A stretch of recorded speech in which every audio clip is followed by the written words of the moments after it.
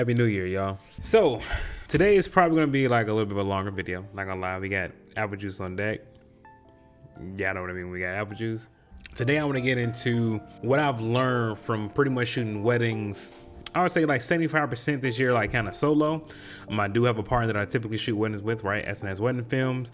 So I'll be showing you guys like B-roll clips of that. And I'll be showing you all BTS of one particular wedding that I shot, just so you all can kind of get like an idea of how I do things. So I have my notes here. Shout out to the company that sent me this. Heart Pen Media. Did a couple of projects for them. Sent me this really recyclable paper made of stone paper. Y'all can see that, right? Made of stone paper. And a nice little nifty pen. But I wrote all my notes down because I was gonna forget some stuff. I ain't gonna forget nothing for y'all.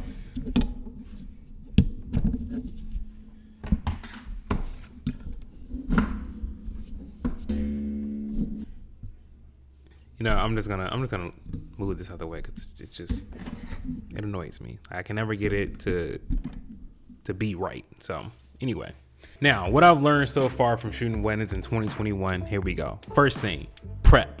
Okay, what I mean by prep for a wedding is these few things here. Number one, have a meeting with the couple, right? Because in most situations, a videographer more than likely didn't do like an engagement shoot or a save the date shoot, kind of like the photographer did.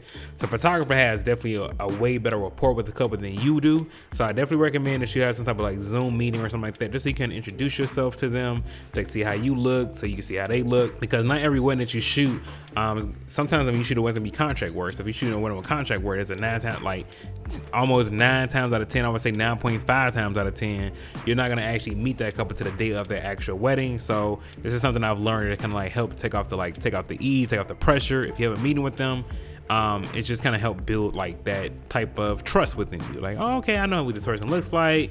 They made me laugh. Okay, cool. Then you're more likable. Next is gonna be to look up the venue. Listen, you know, you don't want to kind of get to a venue and have like no idea kind of where you want to shoot at, where you kind of set cameras up at, like all this stuff. You want to kind of have like at least an idea. I'm not saying it's gonna be perfect because sometimes the pictures they provide online is not perfect to the situation that you're actually in. But if you actually just kind of like give it like a rough look, if you will, you'll kind of at least get a sense or an idea of what you need to do when it comes to the actual day. In regards to like how lighting is going to be, like you can look at how the ceilings are, like maybe like the audio is going to be kind of tricky, like whatever the case is, you'll at least get an idea of that. Next, within that Zoom meeting, also talk to, like we kind of like going back and forth, but the notes, like my notes are literally everywhere, as you can see, so forgive me. But as you're talking to the couple, ask them if they have like any vows they want to, like, you know, are they doing any personal vows? Because not all couples do it, but sometimes like you just ask them that question, you can kind of like put in their head like, hey, you know what, we were not thinking about doing our own vows, but this is something that we probably want to consider. So yeah, now we are doing our own vows. So just again, ask a simple question like that can go a long way. So ask the couple if they're doing their own vows. Within the prep, you also want to talk to the photographer, because the photographer is more than likely the person who's had the most contact with that couple. So you can kind of get like a better understanding of what the couple's like, or maybe like some type of quirks about them that they have, that the photographer be able to fill you in on, just so that way you have like a better idea what you're walking into. And also too, it kind of lets make it like an easier thing to work with, like an easier person to work with. So if you reach out to the photographer and ask them a question like, hey, I just want to introduce myself. When it's time to like actually like shoot with that photographer, like you all kind of have at least have a rapport together. Same thing with the couple, right? So if you want to do something real quick or bounce an idea off of them, they're not like, you know, who are you? You know what I mean? Like they're a little bit more open to that. I'm not saying all photographers are assholes, but sometimes you do run into them. So it's just kind of nice to know what you're getting into before you get into it. With also talking to the photographer, you can kind of get an idea where they're going to be, like where the photographer plans to have their portrait session. Because in a portrait session, usually the couple, I'm going to be real with y'all, usually the couple relies on the photographer to have that like kind of already, you know, set. I had a location already picked out. But let's just say if a photographer names a location that you're familiar with and you're like, hey, that might not be a good idea, we should actually try these locations, blah blah blah blah. You see what I'm saying? Like now you're like, number one, you're going to get the shots that you want, okay? And number two, you're kind of just making your job easier by having your spots already in mind picked out as well. And if you're familiar with the area, you already know what kind of fire shots that you need. See what I'm saying? Like prep work, man, like prep work makes a lot of things easier. Trust me on that. If you just kind of like do like these simple little prep things here, you can save yourself like a lot of headache, which is moving on to the next part of the prep work. Your prep work is a lot. We about 6 minutes in, we're still on prep work. Talk to the planner, right? Introduce yourself to the planner, figure out what the vendor meals are then and there, because I'm telling y'all now, yo, you know, sometimes these planners be trash and they're trying not to feed you. I will walk out of a wedding for not being fed. So make sure you, you know, relay the information to them like, hey, you know, I get a hot meal, what time that is, because you don't want to be sitting there, like you don't know what time the vendor meal is, right? So now if you don't, because sometimes they won't even put it on the actual schedule, like the planner won't put the vendor meals on the schedule. So you want to ask that, because last thing you want to do is sitting there is eating and they're giving speeches. So now you got to stop eating, got to rush up there, you got to go back and forth, and it's best to be able to plan those things. Okay, we are finally out of the prep section. There's a lot going on in there, but it's very useful information. The apple juice break. How was your New Year's, by the way? Mine was pretty good. Spent with the family. You know, no complaints. No complaints at all. I've calmed down on buying camera gear. I decided officially that I'm not getting a Sony a7 IV this year. So things have been good. Travel light. Or purchase a cart. Now, I'll link a cart that I got down in the description below. Listen, man, I'm gonna tell you right now, I wish I would have got a cart when I first started shooting weddings. It's just, as you're getting older, right? I'll be 32 this year. God damn. I'll be 32 this year. So I got a cart, so now I can take my book bag off, my lighting gear, all that. I can put that all into a cart, right? I try to travel as light as I can, because in most situations, I'm typically shooting weddings on my own, right? It's just me and a photographer, and like I'm the only videographer there. So I've learned to compact things and make things like a lot easier for me when I travel. So prime example, I actually have to go get it. Give me a second. Okay, when I first started to like take my audio equipment with me, right? I would bring this big ass case right here. Y'all looking like, Sean, that's not that big, bro. Like, fam, this got some weight to it. Now I've actually condensed that into this case. See this? This is the Deity S Mic 2 2S. Shout out to Deity. I still owe y'all a proper review for this thing. I haven't forgot y'all. Like, I'm sorry, but nonetheless, this is the case I packed all my audio gear in. Now I hate to even open this up because it's hard to get in there, but you know what I'm saying? And that right there saves me like weight and also space. So learn how to travel light and then pack what you need. Like prime example, in most situations at a wedding, for me anyway, this is not y'all, but for me, I typically only use about 3 lenses, and I only use one extra lens, which is the 55mm when I'm shooting with my partner. But typically I'm either using a wide angle, the 17-28, 28-75, or the 70-180. Those are the only 3 lenses that I typically use at a wedding. The 28-75 stays on my camera like all the time, and then a 70-180 goes on the A7C, which is this camera here we're filming on right now. And that is for the ceremony shots. And then I may also put the 70-180 on like the bride and groom and sitting at the table.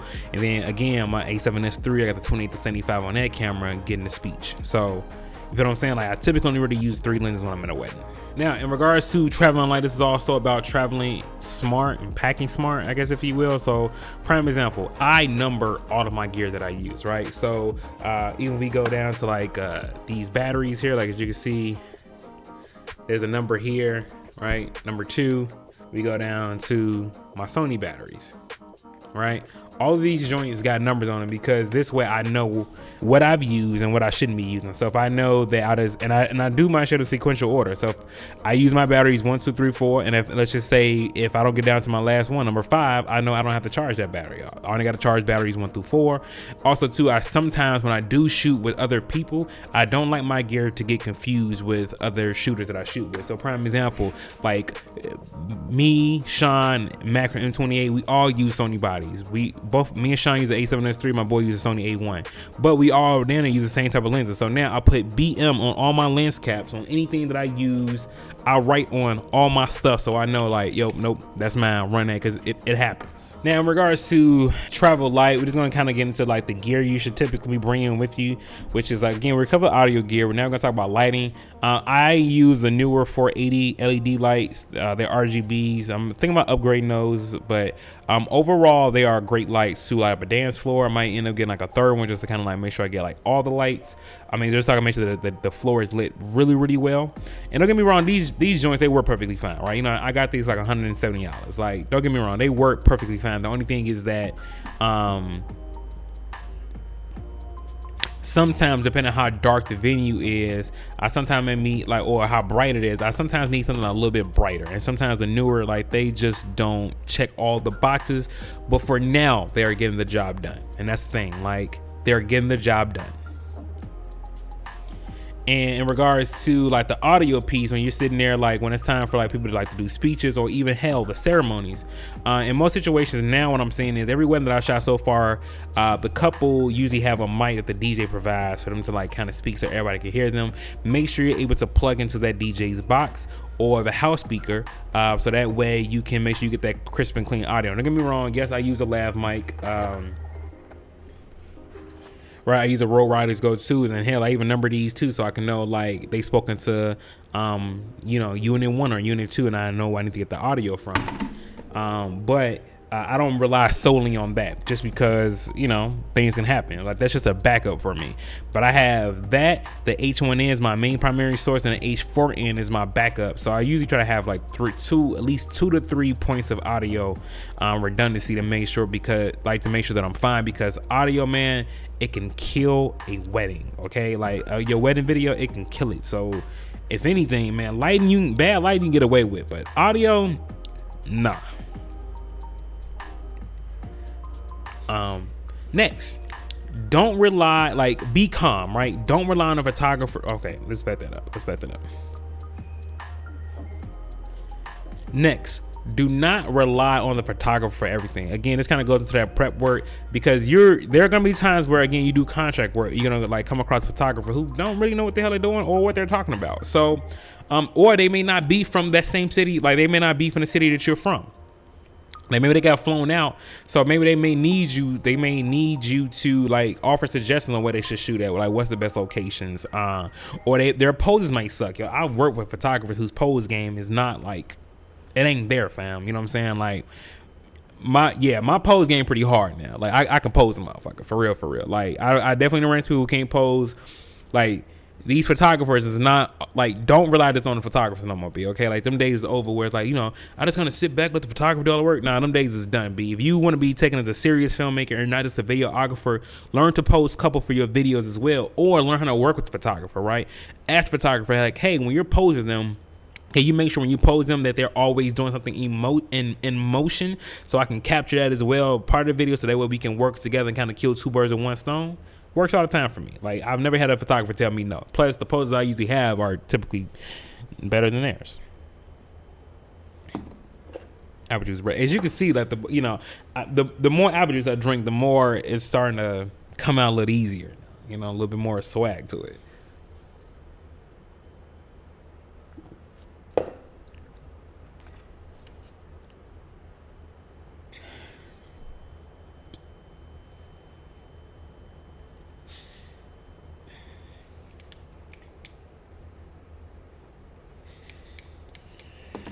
Now this is kind of like a little bonus thing I'm giving right now, just because this video's getting longer than I want it to be. So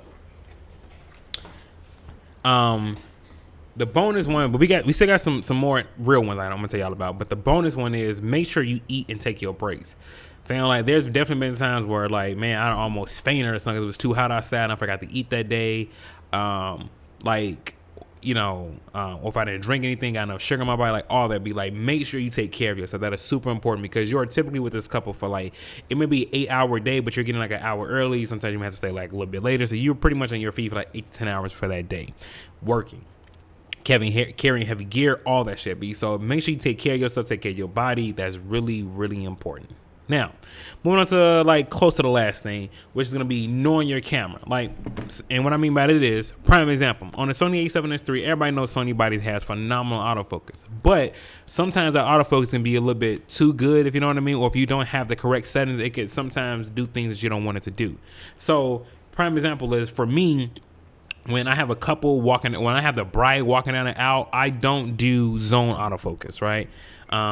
I typically do like the spot one, where you can kind of use the controller to put like on a couple's face or put on a person's face, because I want the eye tracking to work specifically on her. I don't want it to, if I move the camera a little bit, I don't want it to look for like the person in the audience, because that sometimes happens too. If you do zone or wide, sometimes it'll look for the like people in the audience picking up those other eyes, and you want it to make sure it stay pin focused on her. Well, sometimes I hit a button real quick, like I got my button mapped out to like manual focus or autofocus. I'll hit manual focus real quick and just track them down as they're coming, and then I go back to autofocus when I'm switching over to the groom and make sure I get his facial reaction. Then I switch back to the bride. You feel what I'm saying? Like, I'm doing, that may sound like a lot of work, but it works. I do what works for me.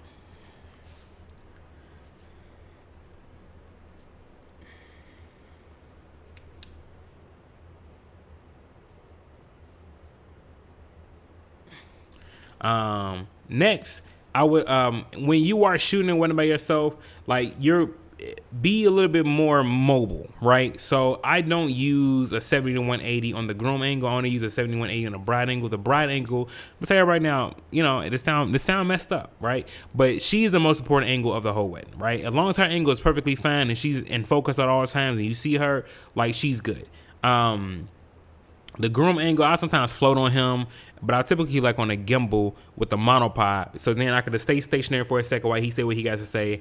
And then when it's time to move, I'll switch back over to the tripod legs that comes on a gimbal. So that way I'm a little bit more I'm a little bit more mobile. So that way when they're coming down the center, like I can get them, like, do they kiss shot or like the celebration, whatever the case is. I make sure I got that like I'm good. You feel what I'm saying? But I know the bride angle for sure is perfectly fine.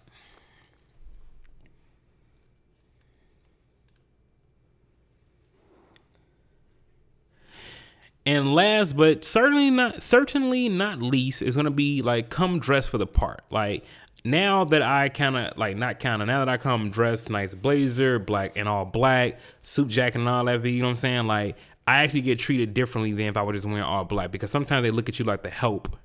Because you just dress like the other caterers or somebody who work at the venue. But if you put a blazer on, you got a camera in your hand, you're like the first. Like, I've gotten so many compliments just for having a blazer on from the bride, a couple people who work at the venues. Like, they even treat you differently. Like, yo, I'm more like, I actually get offered drinks more or appetizers more when I got that on, because I feel like they take me a little bit more serious. You feel what I'm saying? So, like, if I want to drink, I want like a little Jack and Coke or something, take that edge off. They hook me on, no problem. Sometimes they'll double it up for me, whatever the case is. But just come dressed with a part, man. Because what it does, it puts in that couple's mind, like, yo, I done paid this person, all these thousands of dollars. They came dressed and ready to impress, and they look good. You feel what I'm saying? Like, I see my money went. Like, this person came dressed ready to work. You feel what I'm saying? So yeah, man. This video is probably like super long, but it was a lot of gems in here that I kind of wanted to get out to y'all. If you got any videos, if you have any tips and tricks or tips for wedding filmmakers who shoot solo primarily, list them down below. You know what I'm saying? Maybe I missed some that I figure I didn't know for real. Like, I covered a lot. But if you feel like I did, say something down below. Let me know where you at, what city you shooting in. And heck, maybe we can shoot together one day. So other than that, it's your boy Sean B, and we out, bro.